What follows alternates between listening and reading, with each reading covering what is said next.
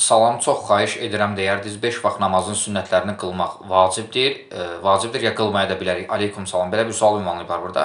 Ümumiyyətcə gündəlik 5 vaxt namazlarının, fərz namazlarının sünnətlərini qılmaq, yəni ratibə sünnətlərini qılmaq fərz deyil, vacib deyil, sünnətdir. Yəni bir insan sünnət namazlarını qılarsa ona savab yazılır.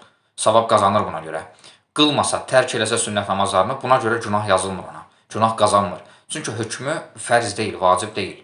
Amma səhih hədisdə Peyğəmbərimiz Muhammed sallallahu aleyhi və səlləm bizlərə xəbər verib ki, kim gündəlik 12 rükət sünnət namazlarını, ratibə sünnət namazlarını qılarsa, Allah ona cənnətdə ev tikər, yəni ev verilər ona cənnətdə.